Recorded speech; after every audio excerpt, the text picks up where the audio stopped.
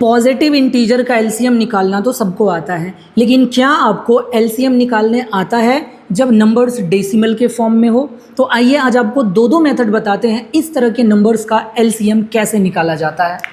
सबसे पहले जब भी नंबर आपका डेसिमल में हो तो जो पहला मेथड है उसमें क्या करना है, डेसिमल के बाद हमें ये ख्याल रखना है कि नंबर ऑफ डिजिट सेम हो।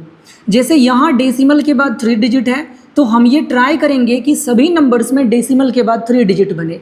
उसके लिए हमने 3.6 को कुछ इस तरह से लिख लिया, 0.6 और आगे में 00, फिर इसको हमने एज इट इज़ रहने दिया और फिर ये हमारा हो जाएगा 0.270।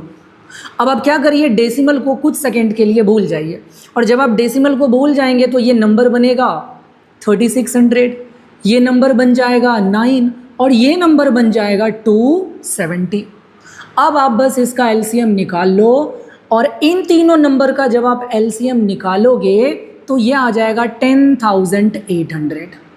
और अब आपको क्या करना है, हमें पता है डेसिमल के बाद 3 डिजिट है तो यहाँ भी डेसिमल के बाद 3 डिजिटों ऐसा व्यवस्था कर लेना है, यानी आफ्टर 3 डिजिट हमें डेसिमल लगा देना है। बस आपको मिल गया इन तीनों नंबर का एलसीएम। बहुत सिंपल। ये तो पहला मेथड है। अब दूसरा मेथड कि हम क्या करेंगे, इन सारे नंबर्स को फ्रैक्शन में चेंज कर लेंगे।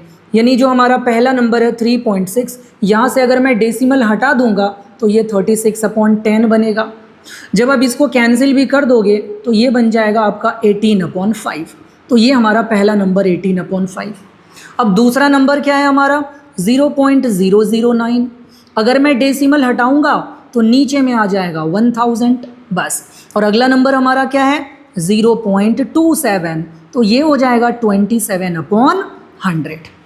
अब हमारे पास 3 फ्रैक्शन है और आपको कॉन्सेप्ट क्या याद रखना है कि कभी भी आपको एलसीएम ऑफ फ्रैक्शन निकालना हो मेरे दोस्त तो करना क्या है, एलसीएम ऑफ न्यूमरेटर यानी फ्रैक्शन का जो न्यूमरेटर है उसका एलसीएम निकाल लेना है और उसको डिवाइड कर देना है एचसीएफ ऑफ डिनोमिनेटर बस।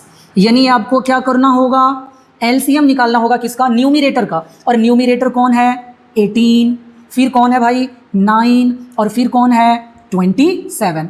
और इसको क्या करना है एचसीएफ से डिवाइड करना है। किसका एचसीएफ, तो पहला डिनोमिनेटर है 5, दूसरा है 1000 और तीसरा है 100 बस। और जब आप ऐसा करोगे तब भी आपको फाइनल आंसर क्या मिलेगा, आपको फाइनल आंसर यही मिलेगा। कितना मिल गया भैया 10.8। तो आप इसको एक बार ट्राई करके देख ले, फाइनल आंसर आपको यही मिलने वाला।